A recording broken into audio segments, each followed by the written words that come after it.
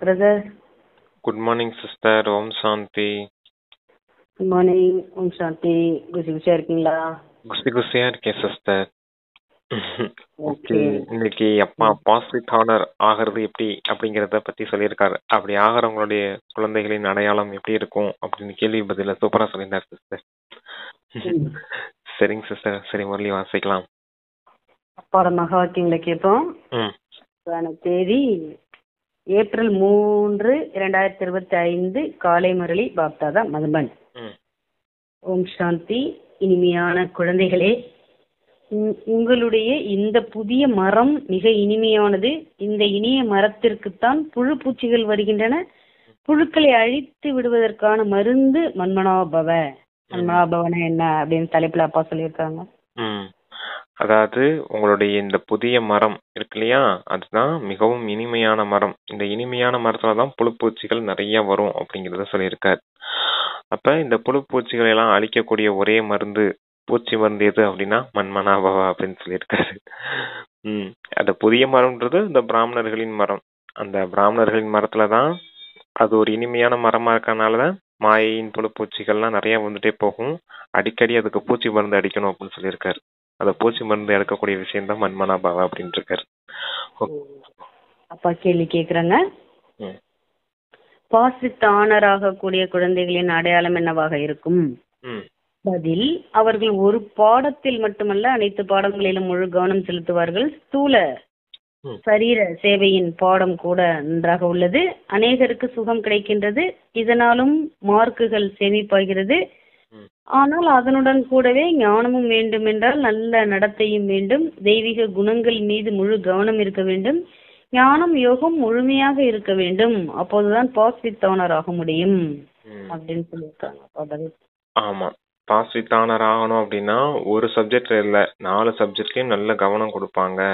ஸ்தூல சேவை, சரீரத்தின் மூலமா செய்யக்கூடிய இந்த சேவை இருக்கு இல்லையா, கர்மனா சேவை இருக்கு இல்லையா, அதெல்லாம் ஸ்தூலமான சேவை. அப்ப அதுக்கு மட்டும் கவனம் கொடுக்க கூடாது. ஞானத்திலயும் நல்லா இருக்கணும், நல்ல தெய்வீக நடத்தையும் இருக்கணும் அப்படின்னு சொல்லியிருக்காரு. தெய்வீக குணங்கள் மீது முழுமையான அந்த கவனம் இருக்கணும் அப்படின்னு சொல்லியிருக்காரு. அதாவது தாரணை. ஃபர்ஸ்ட் சேவை சொன்னாரு, 2வது தாரணையை சொல்றாரு, அடுத்து 3வது ஞான யோகமும் நல்லா இருக்கணும் அப்படின்னு சொல்றாரு. 4 சப்ஜெக்ட்லயும் ஃபுல் மார்க் வாங்கினாதான் பாசிட்டிவ் ஆனர் ஆக முடியும் அப்படின்னு சொல்லியிருக்காரு சிஸ்டர். பாடல்: அவரும் நம்மை விட்டு பிரிய மாட்டார். ஓம் சாந்தி. குழந்தைகள் என்ன கேட்டீர்கள்? குழந்தைகளுக்கு யாரிடம் மனம் ஈடுபட்டுள்ளது? வழிகாட்டி கைடிடம். வழிகாட்டி என்னென்ன காண்பிக்கிறார்? சொர்க்கத்திற்கு செல்வதற்கான வாசலை காட்டுகிறார். குழந்தைகளுக்கு அதன் பெயரும் தரப்பட்டுள்ளது. கேட்வே டு ஹெவன், சொர்க்க வாசல். சொர்க்கத்தின் கதவு எப்போது திறக்கும்? இப்போதோ ஹெல், நரகம் இல்லையா? சொர்க்கத்தின் கதவை யார் திறக்கிறார்? எப்போது? இதை குழந்தைகள் நீங்கள் தான் அறிவீர்கள். உங்களுக்கு சதா குஷி இருக்கிறது. சொர்க்கத்திற்கு செல்வதற்கான வழி உங்களுக்கு தெரியும். மனிதர்கள் சொர்க்கத்தின் வாசலுக்கு எப்படி செல்ல முடியும் என்று மேலா கண்காட்சி மூலம் நீங்கள் இதை காட்டுகிறீர்கள். சித்திரங்களையோ நீங்கள் அநேகம் உருவாக்கி இருக்கிறீர்கள். பாபா கேட்கிறார், இந்த அனைத்து சித்திரங்களுக்குள்ளும் இது சொர்க்கத்திற்கு செல்வதற்கான வழி என்பதை யாருக்கும் புரிய வைக்கிற மாதிரி எந்த சித்திரம் உள்ளது என்று. சிருஷ்டி சக்கரத்தின் சித்திரத்தில் சொர்க்கத்திற்கு செல்வதற்கான வாசல் தெளிவாக உள்ளது. இதுதான் சரியானது. மேலே அந்த பக்கம் உள்ளது நரகத்திற்கான வாசல், இந்த பக்கம் சொர்க்கத்திற்கான வாசல். முற்றிலும் தெளிவாக உள்ளது. அதாவது தந்தை கைடா வந்திருக்காரு. கைடா வந்து என்ன காரியம் செய்யறாரு? இப்ப சொர்க்க வாசலுக்கு அழைச்சிட்டு போறார் அப்படிங்கறத சொல்றாரு. கேட்வே ஆஃப் ஹெவன் அப்படின்னு சொல்லியிருக்காரு. இது ஹெவன்றது சொர்க்கம், ஹெல்லுங்கிறது நரகம் அப்படின்னு சொல்றாரு. நரகத்தின் வாசல், சொர்க்கத்தின் வாசல், இந்த 2 வாசலையும் நல்ல விதத்துல புரிய வைக்கக்கூடிய சித்திரம் எது இருக்குது அப்படின்னா சிருஷ்டி சக்கரத்தின் சித்திரம் அப்படின்னு சொல்றாரு. அப்ப அந்த சிருஷ்டி சக்கரத்துல அந்த நரகத்தின் வாசல், இப்ப கலியுக இறுதி முடிஞ்சோடனே எல்லாரும் சங்கம யுகத்துக்குள்ள பிராமணர்கள் நம்ம வந்துட்டோம். இப்ப இறுதியில விநாசமானதுக்கு அப்புறம் எல்லாரும் சாந்தி தாமம் போயிடுவாங்க, நீங்க சுகதாமம் போயிடுவீங்க. இதனுடைய விஷயங்களும் நல்ல விதத்துல எதுல புரிய வைக்கலாம்னா அந்த சிருஷ்டி சக்கரத்தின் இதுல புரிய வைக்கலாம் அப்படின்றத சொல்றாரு சிஸ்டர். சரி வாசி. நம்மளும் முக்தி தான் போயிட்டு தான் இறங்க போறோம் திரும்ப. ஆமா, அத பின்னாடி சொல்லுவார். இந்த பக்கம் சொர்க்கத்துக்கான வாசல் தெளிவாக உள்ளதுன்னு சொல்லிட்டாரு. அனைவரும் சாந்தி தாமத்திற்கு ஓடுகின்றனர். இங்கிருந்த ஆத்மாக்கள் அனைவரும் சாந்தி தாமத்திற்கு ஓடுகின்றனர், பிறகு சொர்க்கத்திற்கு வருகின்றனர். இது வாசல். முழு சக்கரத்தையும் கூட வாசல் என சொல்ல மாட்டார்கள்.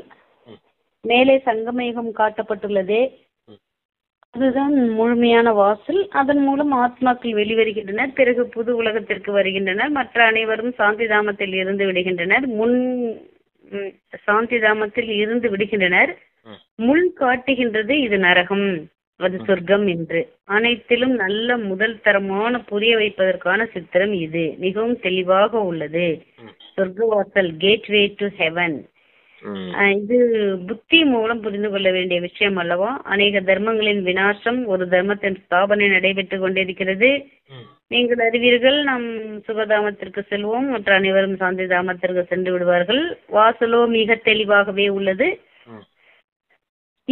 இந்த சிருஷ்டி சக்கரம் தான் முக்கியமான சித்திரம். இதில் நரகத்தின் வாசல், சொர்க்கத்தின் வாசல் மிகவும் தெளிவாக உள்ளது. சொர்க்கத்தின் வாசலில் கல்பத்திற்கு முன் யார் சென்றார்களோ அவர்கள்தான் செல்வார்கள். மற்ற அனைவரும் சாந்தியின் வாசலுக்கு சென்று விடுவார்கள். நரகத்தின் வாசல் மூடப்பட்டு சாந்தி மற்றும் சுகத்திற்கான வாசல் திறந்து கொள்ளும். அனைத்திலும் முதல் தரமான சித்திரம் இதுவாகும். பாபா எப்போதுமே சொல்கிறார், திருமூர்த்தி சிருஷ்டி சக்கரம், இந்த சக்கரம் முதல் தரமான சித்திரமாகும். யாராவது வந்தால் அவர்களுக்கு முதலில் இந்த சித்திரத்தில் காட்டுங்கள், சொர்க்கத்திற்கு செல்வதற்கான வாசல் இது என்று. இது நரகம், இது சொர்க்கம். இப்போது நரகத்தின் விநாசம் நடைபெறுகிறது, முக்திக்கான வாசல் திறக்கின்றது. இச்சமே நாம் சொர்க்கத்திற்கு செல்வோம், மற்ற அனைவரும் சாந்திதாமம் செல்வார்கள். எவ்வளவு எளிதாக உள்ளது. அதாவது இதத்தான் 2 நாளைக்கு முன்னாடி ஹார்பரை வச்சு சொல்லியிருந்தாரு. கப்பல் முக்திதாம்னு சொல்லியிருந்தாரு. ஆமா, கப்பல் வச்சு சொல்லியிருந்தாரு. கப்பல் வந்து ஹார்பருக்குள்ள வருது அப்படின்னா இன் பகுதி ஒண்ணு இருக்கும். வெளியே அந்த கப்பல் வந்துட்டு எல்லா வேலையும் முடிச்சுட்டு மெயின்டெனன்ஸ் எல்லாம் முடிச்சு திரும்பி அவுட் வெளியே போறதுக்குன்னு ஒரு வழி இருக்கும். அது வெளியே போகும். ஏன்னா அடுத்த கப்பல் வந்துச்சுன்னா அந்த இன் வழியா தான் உள்ள வரணும் அப்படிங்கிறதுக்காக. அதே போல இங்கே இன் அவுட் இருக்குது. இன் எப்படி இருக்குது அப்படின்னா, நீங்க சாந்தி தாமத்துல இருந்து நேரா சொர்க்கத்துக்கு வரீங்க. அதுவும் போன கல்பத்துல யாரு சொர்க்கத்துக்குள்ள வரதுக்கு தகுதியுடையவர்களா இருந்தீங்களோ அவங்க மட்டும் வரீங்க இன்ல. அவுட்ல எப்படி போறீங்க அப்படின்னா, இங்க ஒவ்வொருத்தவங்களாம் வந்து பாட்டு நடிக்க வந்தாங்க இல்லையா, துவாபர யுகத்துல இருந்து பாட்டு நடிக்க வந்தவங்களும் இருக்காங்க. அப்ப துவாபர யுகத்துக்கு நேரடியா வந்தவங்களும் எல்லாருமே சேர்ந்து அவுட்ல வெளியே போகணும் அப்படிங்கிறது சொல்றாரு. இந்த சத்தியுகத்துக்கு சொர்க்கத்துக்கு தகுதியுடையவர்கள் சாந்திதாமத்துல முதல்ல இறங்கி வராங்க. மத்தவங்க எல்லாருமே இங்க இருந்து அவுட் வெளியே போனவங்க எல்லாருமே சாந்திதாமத்துல அமர்ந்துடுறாங்க அப்படின்னு சொல்றாரு. யாருக்கு சொர்க்கத்துல வர்றதுக்கு தகுதி இருக்குதோ அவங்க மட்டும்தான் வந்து பாட்டு பண்ண முடியும். அப்ப அந்த சொர்க்கத்துக்கு தகுதியுடையவர்களா இப்ப தந்தை ஆக்கிறதுக்காக வந்திருக்காரு. இப்பயே நீங்க தகுதி ஆயிக்கங்க அப்படிங்கிறதுக்காக அந்த சித்திரத்தை வச்சு புரிய வைக்கிறார் நமக்கு. மனிதர்களுக்கும் மேலா போன்றவைகள்ல இந்த நரகத்தின் வாசல் இப்படி இருக்குது, சொர்க்கத்தின் வாசல் இப்படி இருக்குதுன்னு சொல்லி புரிய வைக்கலாம் இல்லையா.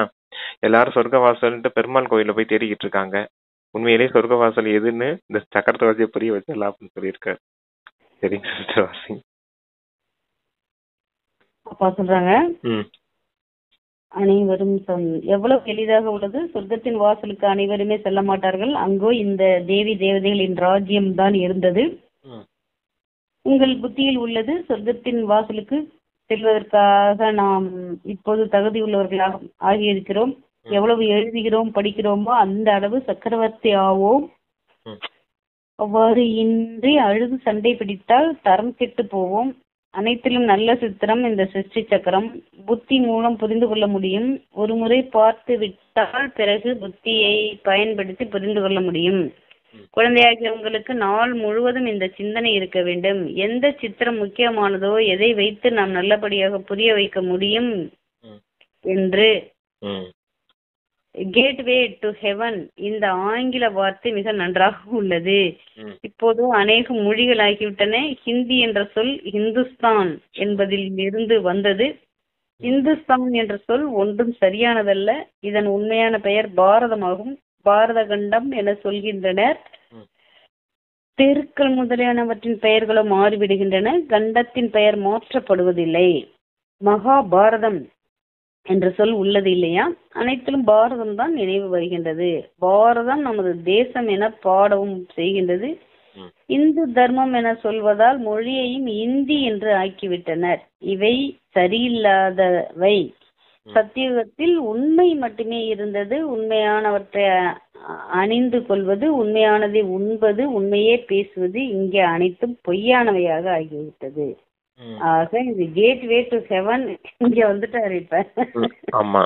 ஆக இந்த கேட்வே டு ஹெவன் என்ற சொல் மிக நன்றாக உள்ளது. வாருங்கள், நாங்கள் உங்களுக்கு சொர்க்கம் செல்வதற்கான வாசல் பற்றி சொல்கிறோம். எத்தனை மொழிகள் சொல்லுங்க. அதாவது இந்த சக்கரத்தை நல்லா ஒரு முறை பார்த்துக்கிட்டீங்க அப்படின்னா இந்த புத்தியினால சிந்தனை செய்யறது மிகவும் எளிதானது அப்படிங்கறத சொல்றது. அதனாலதான் இந்த சக்கரத்தை அவங்களுக்கு நல்லா முகத்துல படுறது மாதிரி பதியறது மாதிரி காட்டிடுங்க. அப்புறமே அவங்க புத்தினால சிந்திக்கிறது ரொம்பவும் ஈஸியா இருக்கும் அப்படின்னு சொல்லியிருக்காரு.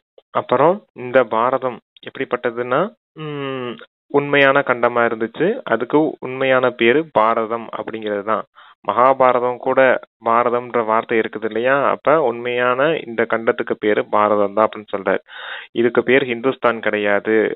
ஹிந்துஸ்தான் அப்படின்னு சொல்றதுனால மொழிய கூட ஹிந்தின்னு ஆக்கியிருக்காங்க அப்படிங்கறத சொல்றாரு. அப்ப இது சரி கிடையாது அப்படிங்கறத சொல்லியிருக்காரு. அப்புறமேலு இதுக்கு உண்மையான பேர் பாரதம் தான். சொர்க்கத்துல எல்லாம் உண்மையானவர்களா இருந்தாங்க, உண்மையே சாப்பிட்டாங்க, உண்மையே அந்த உண்மையான விஷயங்களே அணிஞ்சுக்கிட்டாங்க. ஆடை அலங்காரங்களும் எல்லாம் உண்மையானதா இருந்துச்சு. இங்க எல்லாமே இமிட்டேஷன், பொய்யானதாகவே இருக்குது அப்படிங்கறத சொல்லியிருக்காரு சிஸ்டர். பேசுறதும் பொய்யா இருக்கிறது, நடந்துக்கிறதும் பொய்யா இருக்குது, வாழ்க்கை தரம் எல்லாமே மொத்தமா பொய்யானதா கலப்படமானதா ஆகி போயிருச்சு நரகத்துல அப்படின்னு சொல்றாரு. சரிங்க சிஸ்டர். சொல்றேங்க, நாங்கள் உங்களுக்கு சொர்க்கம் செல்வதற்கான வாசல் பற்றி சொல்கிறோம். எத்தனை மொழிகள் ஆகிவிட்டன. பாபா குழந்தைகளாகிய உங்களுக்கு சத்கதிக்கான சிரேஷ்ட வழிமுறை சொல்கின்றார். பாபாவின் வழிமுறை பற்றி பாடல் உள்ளது. அவருடைய வழியும் முறையும் தனிப்பட்டது என்பதாகவும் குழந்தைகளாக உங்களுக்கு எவ்வளவு சகஜ வழிமுறை தருகிறார். பகவானின் ஸ்ரீமத் படிதான் நீங்கள் நடக்க வேண்டும். டாக்டரின் கல்வி முறைப்படி டாக்டர் ஆவார்கள். பகவானின் வழிப்படி பகவான் பகவதியே ஆக வேண்டும். பகவான் சொல்லும் வாக்கு, அதனால் பாபா சொல்லி இருந்தார், முதலில் இதை உறுதிப்படுத்துங்கள் என. அதாவது பகவான் என சொல்லப்படுபவர் யார்? சொர்க்கத்தின் எஜமானர்களாக நிச்சயமாக பகவான் பகவதி தான் ஆகிறார்கள். பிரம்மத்திலோ எதுவும் இல்லை. சொர்க்கமும் இங்கே, நரகமும் இங்கேதான் இருக்கும். சொர்க்கம் நரகம் இரண்டும் முற்றிலும் தனிப்பட்டவை. மனிதர்களின் புத்தி முற்றிலும் பிரதானமாக ஆகிவிட்டுள்ளது. எதையுமே புரிந்து கொள்வதில்லை. சத்தியுகத்திற்கு லட்சக்கணக்கான வருடம் என்று கூறிவிட்டனர். கலியுகத்திற்கு இன்னும் 40,000 வருடங்கள் இருப்பதாக கூறிவிட்டனர். முற்றிலும் காரிருளில் உள்ளனர். அதாவது டாக்டருடைய வழிப்படி நடந்தீங்க அப்படின்னா டாக்டர் ஆகலாம். அதே போல இந்த பகவான் கொடுக்கக்கூடிய ஸ்ரீமத் உயர்ந்த வழிப்படி நடந்தீங்கன்னா பகவான் பகவதி ஆயிடலாம் அப்படிங்கறத சொல்லியிருக்காரு. அப்ப ஸ்ரீமத் படி நடக்கணும் அப்படிங்கறத சொல்லியிருக்காரு. கடைசி என்ன சிஸ்டர் சொன்னாரு? சொர்க்கமும் நரகமும் இங்கேதான் இருக்கு. ரெண்டும் முற்றிலும் தனிப்பட்டது கிடையாது. பகவான், அதாவது பகவான் கிட்ட படிச்சா பகவான் பகவதி அவங்க. அதுக்கு முன்னாடி அது அவ்வளவுதான் சிஸ்டர், அவ்வளவுதான். அந்த இதுதான் பகவான் பகவதி ஆவாங்க. அதுக்கு அடுத்து என்னமோ ஒண்ணு சொன்னீங்களே, பிரம்மத்தில எதுவும் கலக்க முடியாது. சுகம் நரவும் இங்கேதான் இருக்கு. கவனப்பூர்வமா இருக்கு. எதையுமே புரிஞ்சுக்கிறது. லட்சக்கணக்கான ஆண்டுன்னு கலியுகத்துக்கு சொல்லிட்டாங்க. சத்தியுகத்துக்கு என்னமோ சொன்னாங்களே 40,000. கலியுகத்துக்கு 40,000 ஆண்டு, சத்தியுகத்திற்கு லட்சக்கணக்கான ஆண்டுன்னு சொல்லிட்டாங்கன்னு சொன்னாரு. காரெல்லாம் இருக்கிறாங்க, ஜனவையா இருக்கும், புத்தி வேலை செய்யாம இருக்கு அப்படின்னாரு. அப்பா சொல்றாங்க, இப்போது குழந்தைகள் நீங்கள் அறிவீர்கள், பாபா நம்மை சொர்க்கத்திற்கு கொண்டு செல்வதற்காக அதற்கேற்ற குணவானாக ஆக்குகிறார். நாம் எப்படி சதப்பிரதானமாக ஆவது என்பதுதான் முக்கியமான அக்கறையாக இருக்க வேண்டும். பாபா சொல்லியிருக்கிறார், என்னை மட்டுமே நினைவு செய்யுங்கள். நடமாறும் போதும், சுற்றி வரும் போதும், காரியங்கள் செய்து கொண்டிருக்கும் போதும் இது நினைவிருக்க வேண்டும். நாயகி நாயகனும் கூட கர்மமோ செய்கின்றனர் இல்லையா? பக்தியிலும் கூட கர்மங்கள் செய்கின்றனர் இல்லையா? புத்தியில் அவருடைய நினைவு இருக்கிறது. நினைவு செய்வதற்காக மாலை உருட்டுகின்றனர். பாபாவும் கூட அடிக்கடி சொல்கின்றார், தந்தையாகிய என்னை நினைவு செய்யுங்கள் என்று. சர்வவியாபி என சொல்லிவிட்டால் பிறகு யாரை நினைவு செய்வார்கள்? பாபா இருக்கிறார், நீங்கள் எவ்வளவு நாஸ்திகர்களாக ஆகிவிட்டீர்கள். தந்தையையே நீங்கள் அறிந்து கொள்ளவில்லை. ஓ காட் ஃபாதர் என அழைக்கும் சொல்கிறீர்கள், ஆனால் அவர் யார் என்பது பற்றி எதுவும் புரிந்து கொள்ளவில்லை. அதாவது உங்களுக்கு அந்த சத்துவ பிரதானமா ஆகணும் அப்படிங்கிற அந்த ஒரு கவலை இருந்துகிட்டே இருக்கணும் அப்படின்னு சொல்லியிருக்காரு. எப்படி நாயகன் நாயகியை நினைவு செய்யறாங்களோ அதே போல நீங்க நின்றாலும் நடந்தாலும் எங்கு சென்றாலும் தந்தையை நினைவு செய்யணும் அப்படிங்கறத சொல்றாரு. அப்ப எப்ப நினைவின் மூலமா தான் நீங்க தூய்மையாக முடியும், சத்துவ பிரதானமா ஆக முடியும் அப்படின்னு சொல்லியிருக்காரு. காட்ஃபாதர் அப்படின்னு சொல்றாங்க. அந்த காட்ஃபாதர் யாரு அப்படிங்கறதவரை தெரிஞ்சுக்கிறது இல்ல.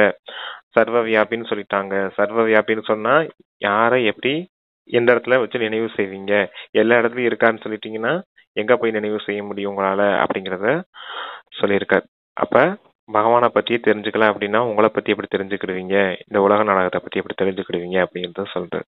சரிங்க சிஸ்டர் வாசிங்க. மாலை உருட்டுறாங்கன்னாரு.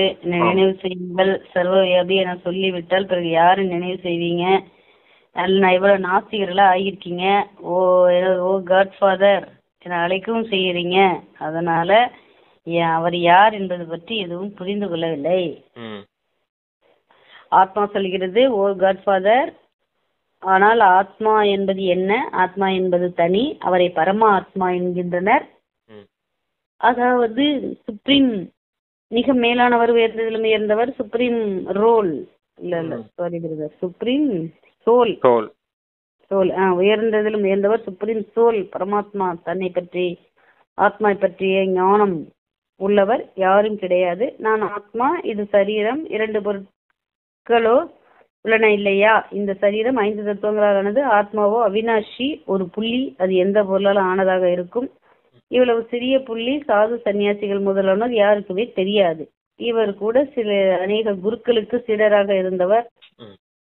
ஆனால் யாருமே ஆத்மா என்பது என்ன, பரமாத்மா என்பது என்ன இவருக்கு சொல்லவில்லை. பரமாத்மாவை பற்றி மட்டும் தெரியாது என்பதல்ல, ஆத்மாவை பற்றியும் தெரியாது. ஆத்மா பற்றி தெரிந்திருந்தால் நிச்சயமாக பரமாத்மா பற்றி தெரிந்திருக்கும். குழந்தை தன்னை பற்றி தெரிந்து கொண்டு தந்தையை பற்றி தெரியாதிருப்பது என்பது எப்படி முடியும்?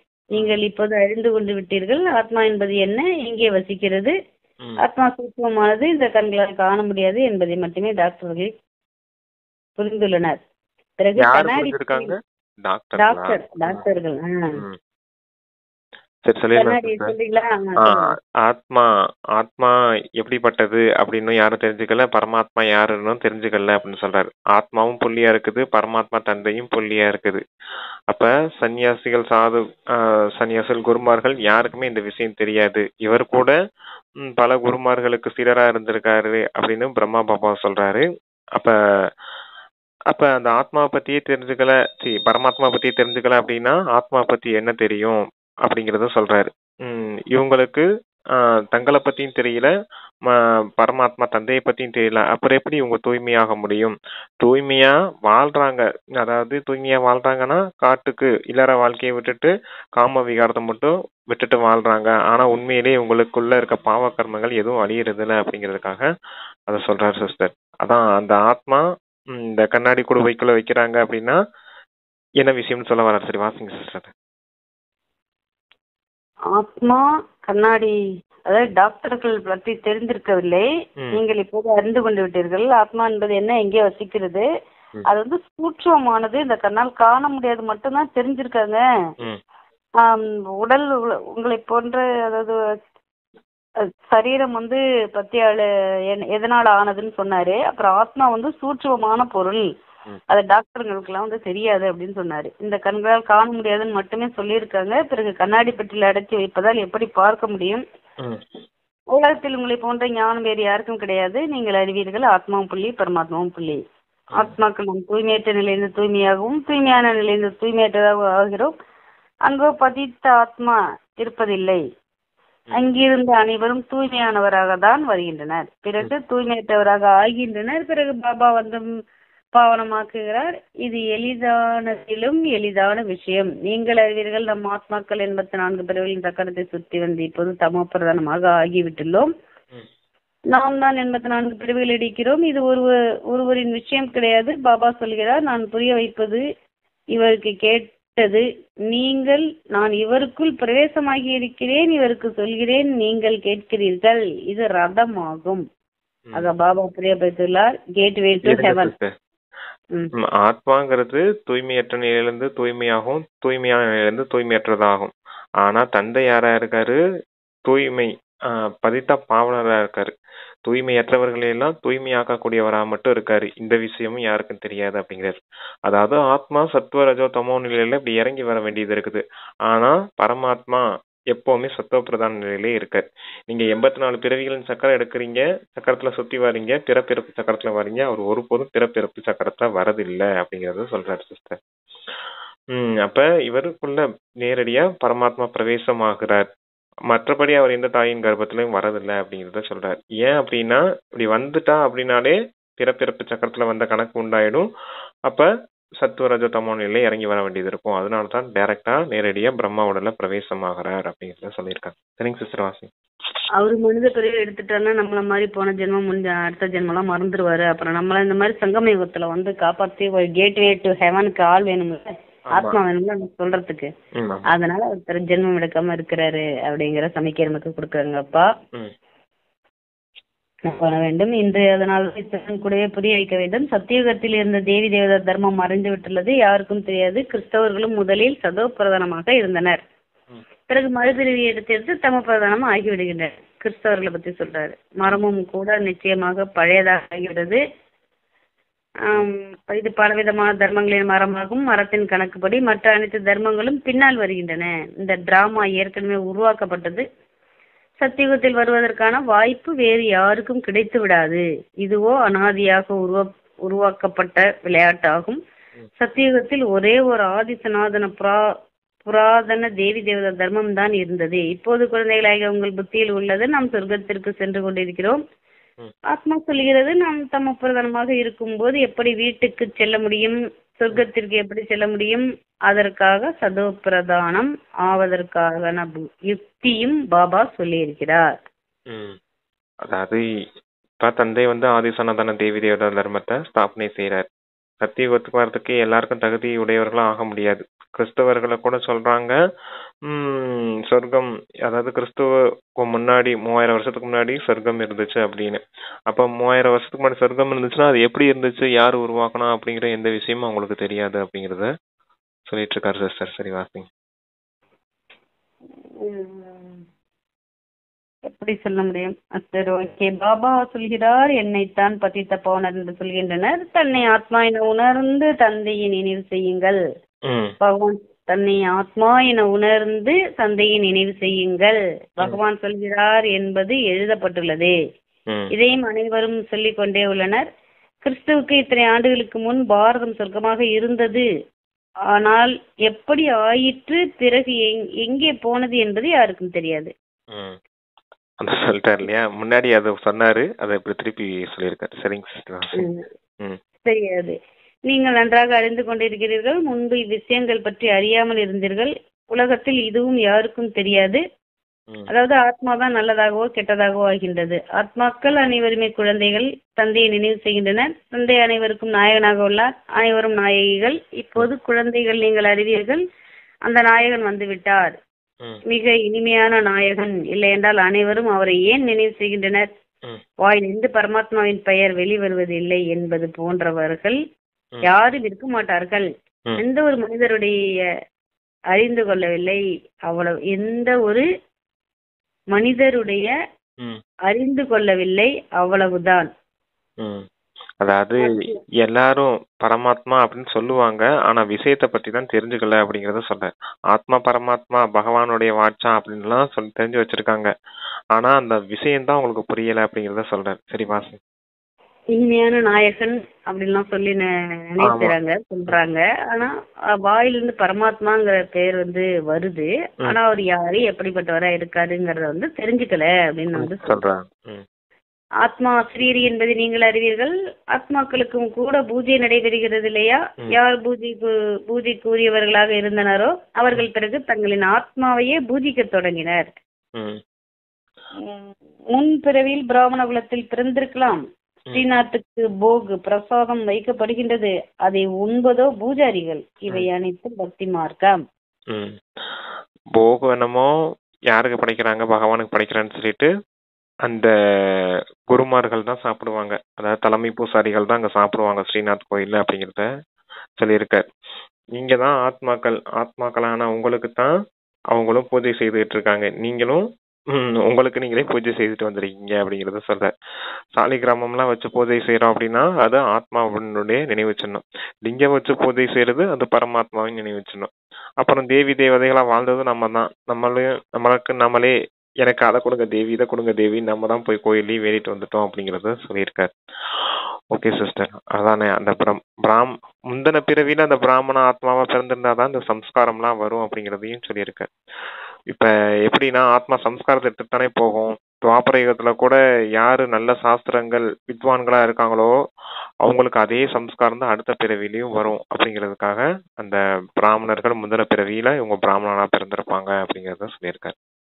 சரிங்க சிஸ்டர் வாசிங். சத்தியுகத்துல தேவி தேவர்களா இருந்த நாமளே துவாபரயுகத்துல நமக்கு நாமே கோயில் கட்டிட்டு நம்மளே பூஜை வைக்கிறோம் அப்படிங்கறத வந்து கொடுத்திருக்காரு. அப்பா சொல்றாங்க, சொர்க்கத்தின் கதவை திறப்பவர் பாபா. இதை குழந்தைகள் நீங்கள் புரிய வைக்க வேண்டும். ஆனால் எப்படி திறக்கும் என்பதை எப்படி புரிய வைப்பது? பகவான் சொல்கிறார் என்றால் நிச்சயமாக சரீரத்தின் மூலம்தான் சொல்வார் இல்லையா? ஆத்மாதான் சரீரத்தின் மூலம் பேசுகிறது, கேட்கிறது. இதை பாபா கொஞ்சம் சிறிதாக சொல்கிறார். விதை மற்றும் மரம் உள்ளன. குழந்தைகள் நீங்கள் அறிவீர்கள், இது புதிய மரம் மெதுவாக பிறகு வளர்ச்சி அடைகின்றது. உங்களுடைய இந்த புதிய மரத்துக்கு புழுக்களும் அதிகம் வருகின்றன. ஏனென்றால் இந்த புதிய மரம் மிக இனிமையானது. இனிய மரத்துக்குத்தான் புழு பூச்சிகள் முதலானவை வருகின்றன. பிறகு மருந்துகள் தருகின்றனர். பாபாவும் கூட மன்மனாபவா என்ற நல்ல மருந்து தந்துள்ளார். மன்மனாபவா நிலையில் இல்லை என்றால் புழுக்கள் சாப்பிட்டு விடுகின்றன.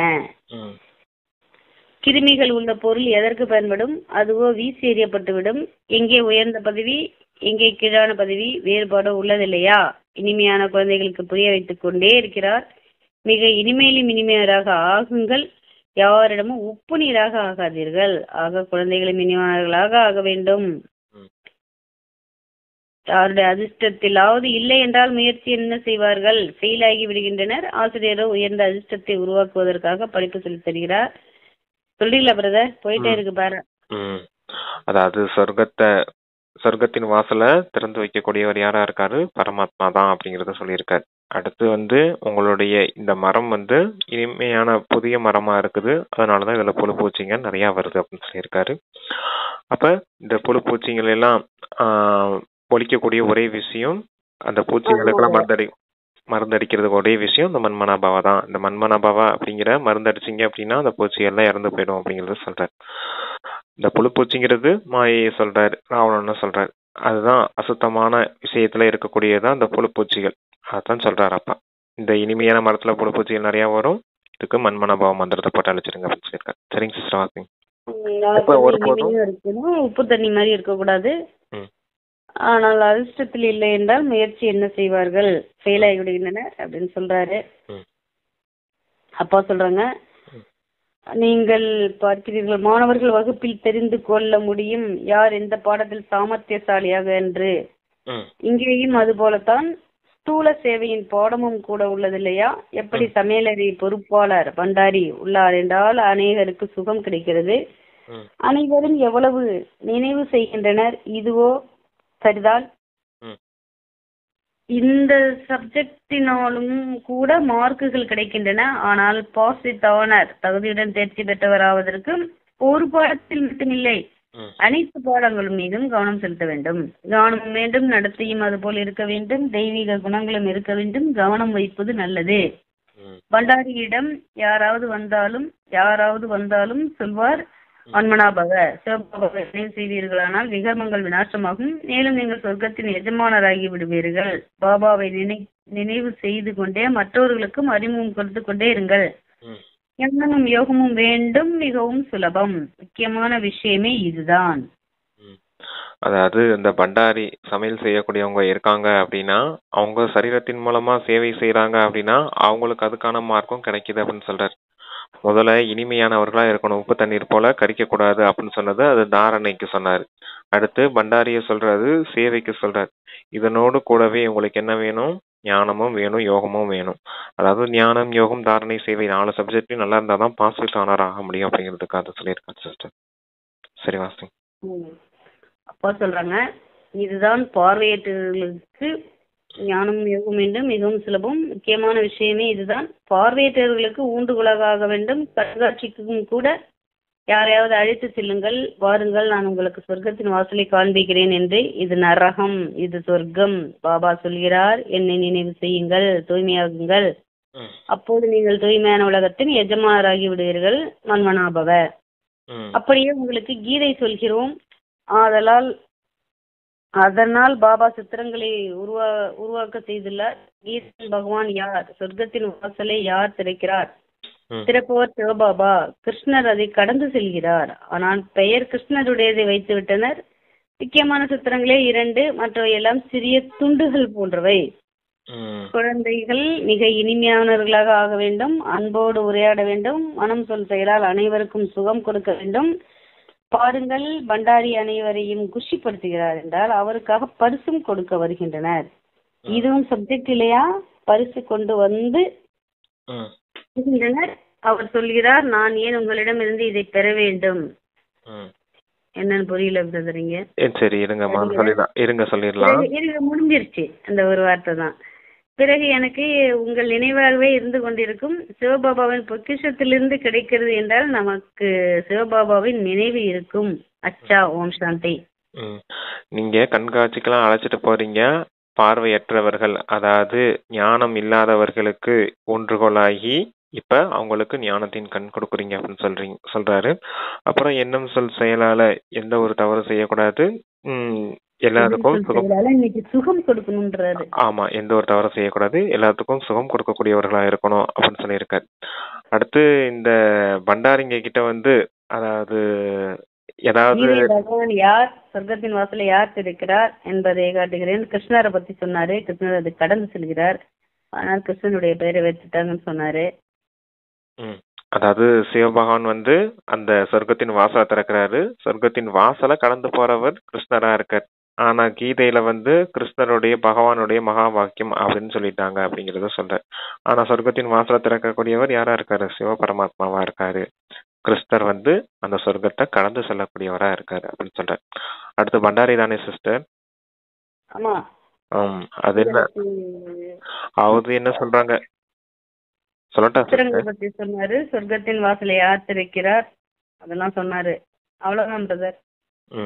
பண்டாரி. அடுத்து அந்த பண்டாரியை பத்தி என்ன சொல்றாரு அப்படின்னா, யாராவது வந்து இவங்க நல்லா சமைச்சிருக்காங்க, இவங்களுக்கு நம்ம ஏதாவது கிஃப்ட் கொடுக்கணும்ட்டு சொல்லி கொண்டு வந்து அந்த யாரு சமைச்சு கொடுத்தாங்களோ அவங்களுக்கு ஏதாவது கொடுப்போம்ட்டு கையில வந்து கொடுத்தாங்கன்னா, இதை வச்சு நான் என்ன செய்ய போறேன், இதை நான் உங்க இருந்து வாங்கிக்கிட்டேன்னா எனக்கு உங்க ஞாபகம்ல வந்துட்டே இருக்கும், அதனால நான் உங்ககிட்ட வாங்கிக்க மாட்டேன், நீங்க யஜ்யத்துக்கு கொடுங்க, நான் சிவபகவானுடைய பண்டாரத்துல இருந்து நான் எடுத்துக்கிறேன், அப்போ உங்களுடைய ஞாபகம் வராது, எனக்கு சிவபாபாவுடைய ஞாபகம் தான் வரும் அப்படிங்கிற அந்த விஷயத்தான் அங்க அப்படி சொல்லியிருக்காரு சிஸ்டர். Okay okay. சிவபாபாவின் பொக்கிஷத்திலிருந்து கிடைக்குது என்றால் நமக்கு சிவபாபாவின் நினைவு இருக்கும். அச்சா, ஓம் சாந்தி அப்படி சொல்லியிருக்காங்க. Okay brother. இனிமையான தேடி கண்டெடுக்கப்பட்ட செல்ல குழந்தைகளுக்கு தாயும் தந்தையுமான பாப்தாதாவின் அன்பு நினைவுகள் மற்றும் காலை வணக்கம். ஆன்மீக குழந்தைகளுக்கு ஆன்மீக தந்தை நமஸ்தே நமஸ்தே. தாரணைக்கு 2 பாயிண்ட்ஸ் கொடுத்துருக்காங்க. அதில் ஃபர்ஸ்ட் பாயிண்ட், தனது உயர்ந்த அதிர்ஷ்டத்தை அமைத்துக் கொள்வதற்கு தங்களுக்குள் ஒருவருக்கொருவர் மிக மிக இனிமையாக பால் பாயசம் போல ஆகியிருக்க வேண்டும். ஒருபோதும் உப்பு நீர் போல ஆகக்கூடாது. அனைத்து பாடங்களிலும் முழு கவனம் செலுத்த வேண்டும். நீங்க நல்ல பால் பாயசம் போல இருக்கணும் அப்படின்னு சொல்லிருக்காரு. இனிமையானவர்களா இருக்கணும், இனிமையான விவகாரம் செய்யணும், ஒருபோதும் உப்பு தண்ணீர் போல கரிக்க கூடாது அப்படின்னு சொல்லியிருக்காரு. தண்ணி உப்பும் கலந்துச்சுன்னா ரொம்ப கரிக்கும். பால்ல சர்க்கரை அதெல்லாம் போட்ட அப்படின்னா எப்படி இருக்கும்? பால் பாயசம் போல இருக்கும் இல்லையா? இனிமை அந்த உப்பு தண்ணீருக்கும் அந்த பால் பாயசத்துக்கு எவ்வளவு வித்தியாசம் இருக்குது, அப்ப எப்படி இருக்கும்னு நீங்களே தெரிஞ்சுக்கோங்க அப்படின்னு சொல்லியிருக்காரு. Okay sister. அடுத்து 2வது பாயிண்ட் தாரணைக்கு சொல்லியிருக்காங்க. சத்கதிக்காக பாபாவிடமிருந்து கிடைக்கின்ற உயர்ந்த வழிமுறைப்படி மட்டுமே நடந்து கொள்ள வேண்டும். மற்றவர்களுக்கும் சிரேஷ்ட வழியை மட்டுமே கூற வேண்டும். சொர்க்கத்திற்கு செல்வதற்கான வழியை காண்பிக்க வேண்டும். ஸ்ரீமத் படிதான் நடக்கணும். சத்கதிக்காக நீங்களும் ஸ்ரீமத் படிதான் நடக்கணும், மற்றவர்களுக்கும் அந்த ஸ்ரீமத்தை தான் சொல்லணும், சொர்க்கத்துக்கான வழியை காட்டணும் அப்படின்னு சொல்லியிருக்காரு. Okay sister. அப்பா வரதானம் கொடுக்குறாங்க. ஒவ்வொரு ஆத்மாவிற்கும் தைரியம் மகிழ்ச்சியை கொடுக்கக்கூடிய இரக்கம் உள்ளம் கொண்ட விஸ்வ கல்யாணக்காரி ஆகுக. ஒருபொழுதும் பிராமண பரிவாரத்தில் எந்த பலகீனமான ஆத்மாக்களையும் நீங்கள் பலவீனமாக இருக்கிறீர்கள் என்று கூறக்கூடாது. அது பிராமண பரிவாரத்துக்குள்ள சொல்றாரு. யாரையுமே தான். சரி, ஓகே, சரி, வாசிங்க. பிராமண பரிவாரத்தில் எந்த பலகீனமான ஆத்மாக்களையும் நீங்கள் பலவீனமாக இருக்கிறீர்கள் என்று கூறக்கூடாது. இரக்கம் உள்ளமுள்ள விஸ்வ கல்யாணக்காரி குழந்தைகளாகிய உங்கள் வாயிலிருந்து சதா ஒவ்வொரு ஆத்மாவிற்காக சுபமான வார்த்தையே வெளிப்பட வேண்டும். உள்ளம் உடைந்து போக வைக்கும் வார்த்தைகள் வரக்கூடாது. யாரேனும் பலவீனமாக இருந்தால் அவர்களிடம் ஒரு பிரேரணையோ கல்வியோ கொடுக்கிறீர்கள். ஏனெனில் முதலில் சக்திசாலி ஆக்கிய பிறகு படிப்பினையை கொடுங்கள். முதலில் நிலத்தை தைரியம் மற்றும் மகிழ்ச்சியினுடைய முதலில் நிலத்தை தைரியம் மற்றும் மகிழ்ச்சியினுடைய உரத்தை போடுங்கள். பிறகு விதையை போடுங்கள். அப்பொழுது ஈஸியாக விதை பலன் தரும். இதன் மூலமாக உலக நன்மைக்கான சேவை தீவிரமாகிவிடும். அதாவது பிராமண பரிவாரத்துல பலகீனமா இருக்காங்க அப்படின்னா நீங்க நேரடியா போய் நீங்க ரொம்ப பலகீனமா இருக்கீங்க அப்படின்னு சொல்லக்கூடாது அப்படின்னு சொல்லியிருக்காரு. ஏன்னா நேரடியா போய் நீங்க ரொம்ப பலகீனமா இருக்கீங்க, உங்களுக்கு புருஷார்த்தம் சரியில்லை, அது சரியில்லை, இது சரியில்லைன்னு குறை சொல்லிட்டு இருந்தோம்னா உங்க மனம் உடைஞ்சு போயிடுவாங்க. நீங்க யாரா இருக்கீங்க? இரக்க மனம் உள்ள விஸ்வ கல்யாணக்காரி ஆத்மாக்களா இருக்கீங்க. அப்ப அவங்களுக்கு நீங்க சுபபாவனை வச்சு சக்திசாலியா ஆக்கணும். உங்களுடைய வார்த்தை எப்படி இருக்கணும்? மனசு சுபபாவனையில் நிறைஞ்சதாகி அவங்களுக்கு உங்ககிட்ட இருக்க சக்தியை அவங்களுக்கு கொடுக்கணும். மனசா சேவை. வார்த்தை எப்படி இருக்கணும்? தைரியம் மற்றும் மகிழ்ச்சியை கொடுக்கக்கூடிய வார்த்தைகளா இருக்கணும். அந்த சுபமான வார்த்தைகளை பேசும்போது அவங்களும் ஊக்க உற்சாகத்துல வந்துருவாங்க. அப்ப அப்புறமேலு அந்த தைரியம் மற்றும் மகிழ்ச்சியை ஊக்க உற்சாகத்தெல்லாம் கொடுத்து அப்புறமேலு அவங்களுக்கு ஏதாவது படிப்பினை கொடுக்கணும்னா நீங்க இந்த புருஷார்த்தத்தை இப்படி செய்யுங்க, சரியா வந்துடும் அப்படின்னு சொன்னீங்கன்னா அவங்க அதை ஏத்துக்கிடுவாங்க. ஏத்துக்கிட்டு அவங்களும் நல்ல விதத்துல முயற்சி செய்வாங்க அப்படின்னு சொல்லியிருக்காரு. இப்படி இருந்தீங்கன்னா இந்த விஸ்வ சேவை, அதாவது உலக நன்மைக்கான சேவை தீவிர வேகத்துல போகும் அப்படின்னு சொல்லியிருக்காரு. இதுக்குத்தான் ஒரு உதாரணம் கொடுத்திருக்காரு. முதல்ல நிலத்தை தயார் செய்யணும். இப்ப விவசாயம் பண்ண போறோம் அப்படின்னா முதல்ல நிலத்தை தயார் செய்யணும். முதல்ல உழுது போடணும். உழுது போட்டு அப்புறமேல் தான் விதையை தூவணும். விதையை தூவி தண்ணி ஊத்தினா தான் அப்புறமேல அது பலன் கொடுக்கும் இல்லையா? அதே போல முதல்ல மனம் முடிஞ்சு போயிருக்க ஆத்மாக்களை, அந்த பலகீனமான ஆத்மாக்களுக்கு தைரியம் மற்றும் மகிழ்ச்சிய உரமா போடுங்க. அந்த நிலத்தை முதல்ல தயார் செய்யுங்க. அவங்கள நல்ல ஊக்க உற்சாகத்துல கொண்டுட்டு வந்து நீங்க நல்ல ஞான விதைகளை கொடுத்தீங்கன்னா, ஞானத்தின் பாயிண்ட்ஸ் கொடுத்தீங்கன்னா அவங்க அதை தாரணை செஞ்சுக்கிடுவாங்க. அவங்க வாழ்க்கையில அப்ளை பண்ணுவாங்க. அப்ளை பண்ணும்போது அவங்களும் சுயமாற்றம் அடைவாங்க, உலக மாற்றம் ஏற்படும். அதான் விஸ்வ உலகத்துக்கு நன்மை செய்யக்கூடிய காரியம் தீவிர வேகத்துல போகும் அப்படின்னு சொல்லியிருக்காரு. சரிங்க சிஸ்டர். ஸ்லோகன் சொல்றாங்க, பாபாவின் ஆசீர்வாதத்தை எடுத்துக்கொண்டே சதா நிறைந்த தன்மையின் அனுபவம் செய்யுங்கள். பாபாவின் ஆசீர்வாதத்தை எடுத்துக்கொண்டே எப்படி எடுக்கிறது? சதா நிறைந்த தன்மையின் அனுபவம் செய்யுங்கள். ஆசீர்வாதம்ன்றது என்ன சொல்லுவாங்க? வரதானம்னு சொல்லுவாங்க. அப்ப ஆசீர்வாதம், வரதானம் இதுல எல்லாம் என்ன இருக்கும்? பாபாவுடைய ஸ்ரீமத் இருக்கும். அப்ப வரதானத்தையும் ஸ்ரீமத்தையும் கொடுக்கக்கூடியவர் யாரா இருக்காரு? சத்குருவா இருக்காரு. அப்ப சத்குருவை துணையா வச்சுக்கிட்டு அவர் கொடுக்கக்கூடிய ஸ்ரீமத்தை வச்சிருந்தீங்க, அதுபடியே ஸ்ரீமத் படியே நடந்தீங்க அப்படின்னா எப்பவும் நிரம்பியவர்களா இருப்பீங்க, திருப்தியா இருப்பீங்க அப்படிங்கிறத சொல்லியிருக்காரு ஸ்லோகன்ல. எப்ப ஸ்ரீமத் படி நடக்கிறீங்களோ அப்பதான் திருப்தியா இருப்பீங்க. எப்ப திருப்தியா இருக்கீங்களோ அப்பதான் நிறைந்தவர்களா இருப்பீங்க. அதனாலதான் எப்பயும் சொல்றது ஸ்ரீமத் படி நடங்க, அப்பதான் திருப்தியா இருப்பீங்க. ஸ்ரீமத் படி நடக்கல அப்படின்னா எப்பவுமே அதிருப்தி ஏற்பட்டுக்கிட்டே இருக்கும். உலக வாழ்க்கையிலையும் லௌகீக வாழ்க்கையில அப்படித்தான், அலௌகீக வாழ்க்கையிலையும் அப்படித்தான். ஸ்ரீமத் படிதான் நடக்கணும். ஸ்ரீமத் படி நடந்தாலும் திருப்தியா இருக்கும், நிறைந்தவர்களா இருக்கும் அப்படின்னு சொல்லியிருக்காங்க. கொடுக்குறாங்க அப்பா. கம்பைன்டு ரூபத்தின் நினைவின் மூலம் எப்பொழுதும் வெற்றியாளராகுங்கள். சதா ஒவ்வொரு காரியத்தை செய்தாலும் தன்னை கர்மயோகி ஆத்மா என அனுபவம் செய்யுங்கள். எந்த காரியத்தை செய்தாலும் நினைவு மறக்க வேண்டாம். கர்மம் மற்றும் யோகம் இரண்டும் இணைந்தே இருக்க வேண்டும். எப்படி இணைந்த பொருளை பிரிக்க முடியாதோ அது போல கர்மயோகியாக ஆகுங்கள். இணைந்த பொருள் ரெண்டையும், தண்ணியில ஹைட்ரஜன் ஆக்சிஜன் சேர்ந்திருக்கு, அதை பிரிக்க முடியுமா? முடியாது. அத போல கர்மயோகியா நம்ம எந்த கர்மங்கள் செய்தாலும் அப்பாவோட நினைவுலயே செஞ்சுக்கிட்டே கர்மயோகியா இணை பிரியாம கம்பைன்டு ரூபத்துல இருந்தீங்கன்னா எப்பொழுதும் வெற்றியாளர் ஆவீங்க அப்படின்னு ஒரு அவ்வியக்த இஷாரா கொடுத்துருக்காங்க அப்பா. தண்ணியை பிரிச்சிடலாம் சிஸ்டர். ஹைட்ரஜன் 2 பங்கு, ஆக்சிஜன் 1 பங்குன்னு தனித்தனியா பிரிச்சிடலாம் சிஸ்டர். அத கூட ஈஸியா சொல்றது பாருங்க. இதுக்கு நம்ம எப்போ இணைஞ்சிருக்கணும் அப்படிங்கிறதுக்காக சொல்றேன். எப்பவும் கம்பைன்டு சொரூபமா இணைந்த சொரூபமா இருங்க, அப்ப வெற்றியாளரா இருப்பீங்க அப்படின்றதுக்காக சொல்லியிருக்காரு. அதுக்கு என்ன காரியம் செய்யணும், நீங்க கர்ம யோகியா இருக்கணும் அப்படின்னு சொல்லியிருக்காரு.